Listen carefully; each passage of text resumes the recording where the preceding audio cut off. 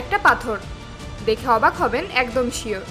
পাথরটার মাঝখান থেকে কাটা, আর দুইটা পার্ট এমনভাবে দাঁড়িয়ে আছে যেন আপনি সামান্য টোকা দিলেই পড়ে যাবে। কিন্তু না, এই পাথর এভাবে প্রায় 4000 বছর ধরে দাঁড়িয়ে আছে। তাহলে 4000 বছর আগে একটা পাথর এত নিখুঁতভাবে কিভাবে কাটলো? আর কেন কাটা হলো এভাবে? আর কারা কেটেছিল এই পাথর? সৌদি আরবের তায়েফের কাছে আল নাফুদ মরুভূমির বুক চিরে দাঁড়িয়ে আছে এই রহস্যময় পাথর। দেখলেই চোখ কপালে উঠবে। এই পাথর মোটেই ছোট না, এটা প্রায় 5 তলা বিল্ডিংয়ের সমান বড়, আর ওজন 50 টনের বেশি। দুভাগে ভাগ হয়ে দাঁড়িয়ে আছে। বিজ্ঞানীরা বছরের পর বছর গবেষণা চালিয়ে দেখেছে, না এই পাথর একটুও নড়েছে বা এক চুল পরিমাণ সরেছে। তার থেকে বড় ব্যাপার, বিশ্বে এত বড় বড় ভূমিকম্পেও এই পাথর ঠায় দাঁড়িয়ে আছে। আর এই ব্যাপারটাই বিজ্ঞানীদের পাগল বানিয়ে ফেলেছে। সামনাসামনি দেখলে মনে হবে ঠিক যেন কেউ লেজার কাটার দিয়ে মাঝখানে নিখুঁতভাবে কেটে রেখেছে। এমন নিখুঁত কাট, যেন একটা চাইনিজ সামুরাই এসে তার ছুরি দিয়ে কেটে চলে গেছে। পাথরটাকে এমনভাবে কাটা হয়েছে যা আজও আধুনিক লেজার মেশিনের পক্ষে সম্ভব না, কারণ 5 তলা সমান উঁচু একটা পাথর এভাবে কেটে ফেলা অসম্ভব।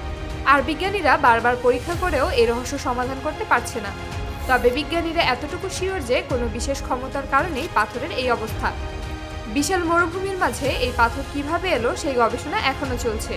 আর সবচেয়ে অবাক হওয়ার বিষয়, এই পাথরের গায়ে রয়েছে প্রাচীন খোদাই করা কিছু ছবি, একটা ঘোড়া আর একজন মানুষ।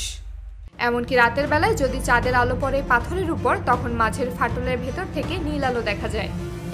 এই পাথরের খুব কাছে কাউকে যেতে দেওয়া হয় না, আর রাতের বেলা এই পাথরের কাছে যাওয়ার অনুমতি কাউকেই দেয় না। অনেকেই বলে এই পাথরটা আসলে একটা সিলমোহর। কিছু মানুষ বিশ্বাস করেন পৃথিবী তার শেষ সময় চলে আসলে এই পাথর দুটি দুই দিকে পড়ে যাবে। কিন্তু স্থানীয়রা বিশ্বাস করেন এই পাথর যখন পড়ে যাবে তখন এর ভেতর থেকে এক অদ্ভুত জাতের প্রাণী বের হয়ে আসবে, যারা এখনো ঘুমিয়ে আছে। এগুলো আপনার অবিশ্বাস্য মনে হতে পারে, তবে ইসলামে এ বিষয়ে ভিন্ন কিছু জানা যায়। থামুদ নামে এক জাতি ছিল, যারা বর্বর আর নিকৃষ্ট জাতি ছিল। তারা পাহাড় খোদাই করে বাড়ি বানাতো। আল্লাহ তাদের কাছে নবী সালেহ আলাইহিসসালামকে পাঠালেন। তিনি তাদের ভালোর পথে ডাকার চেষ্টা করেন, কিন্তু তারা মজা করেই বলেন, আচ্ছা তুমি যদি এই পাহাড়ের ভেতর থেকে একটা জীবন্ত উট বের করে দেখাও তাহলে আমরা বিশ্বাস করব। সালেহ আলাইহিসসালাম তখন বলেন, আচ্ছা ঠিক আছে, আমি বের করে দেখাচ্ছি, তবে এই উট আল্লাহর নিদর্শন হবে, তাই তোমরা এর ক্ষতি করবে না, নয়তো শাস্তি আসবে। অবশেষে পাথর ফেটে এক বিশাল উট বের হয়। সবাই অবাক, কিন্তু কিছুদিন পর তারা সেই উটকে মেরে ফেলে দেয়। আর ঠিক তখনই নেমে আসে আল্লাহর গজব, এক ভয়ানক শব্দ আর ভূমিকম্পে পুরো থামুদ জাতি ধ্বংস হয়ে যায়। তবে অনেক বিজ্ঞানী এখনো মনে করেন এটা ভিনগ্রহীদের কাজ। তারা তাদের প্রয়োজনে এই পাথর দুই টুকরো করেছে, কারণ ভিনগ্রহীদের ছাড়া আর কারো কাছে 4000 বছর আগে এত নিখুঁতভাবে পাথর কাটা সম্ভব না। এই পাথর নিয়ে যুক্তিতর্কে শেষ নেই, তবে আসল রহস্য কোথাও পাওয়া যায় না।